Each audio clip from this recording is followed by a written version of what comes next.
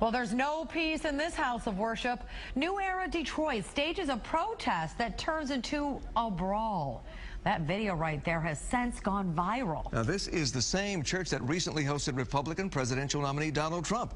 But this protest is about more than just politics. Fox News' Randy Wimley live now with the exclusive story. Randy.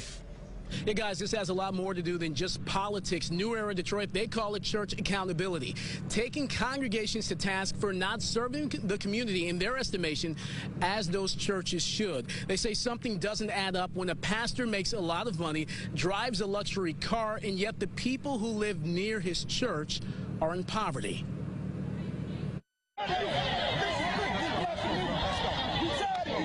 A scuffle inside the sanctuary after New Era Detroit protests during a worship service. Bro, let me go, man. Let's go.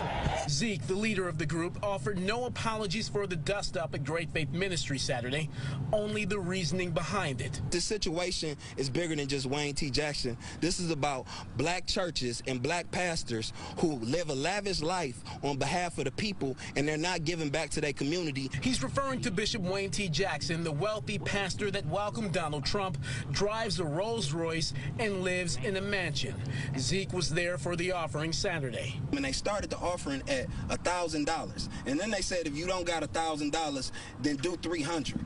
And if you don't got cash, then we got ATM machines. I don't understand that logic. I don't understand that way of thinking, and I don't understand that to be what religion is. New Era Detroit says the neighborhood surrounding Great Faith Ministries is by and large impoverished. This guy has networks, churches, fancy cars, you know what I mean, million-dollar houses, and there's babies in this community that's going without food at night. Somebody has to be frustrated about this enough to do something that will get people's attention. And that's what New Era Detroit did. Here's the thing. Pick up the phone. Call. Right. I want to talk to you, Apostle. Right. Apostle's a very fair man. He would meet with you. He would talk to you. What's your issue? But to do it that way, that is so disrespectful. And members of Great Faith Ministries say New Era Detroit has their church and their pastor all wrong. Our bishop give away homes, cars. They say he's an astute businessman. Juanita Kinney says he's one with a heart of gold. And when he found out that I didn't have anywhere to live, within an hour he was calling me back, telling me to go and look at an apartment. And because of that, and because of the love from him and his wife, I now have my own place. You should talk to people that he's hired. Ex-cons, people that were in prison. He's done so much work for this community. There are homes that he's bought and gave to people. But Zeke don't know that. Many feel New Era Detroit crossed the line and violated a sacred space. They even drew comparisons to Dylan Roof, the man who walked into a church service and gunned down 9 people in Charleston, South Carolina.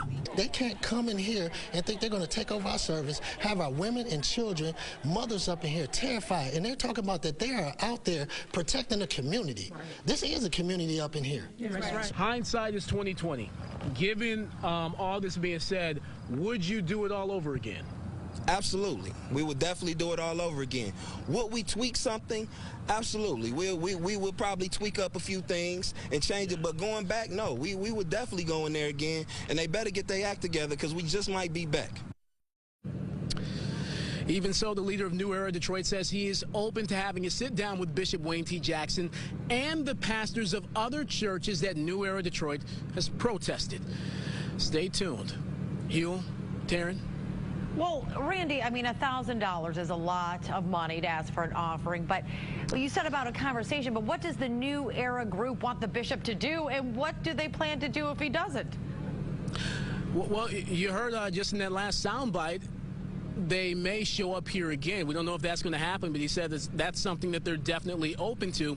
But New Era Detroit, they say they want to see churches doing more to better serve and improve the living conditions of the communities in which those churches are in. And so this is a story that raises a lot of questions about the function of a church. What does a local congregation owe the community that it's in? And so New Era Detroit, they're definitely raising that issue. They say there are some churches that are doing a good job of this, but in their estimation, there are many that are not, Great Faith Ministries being one of them.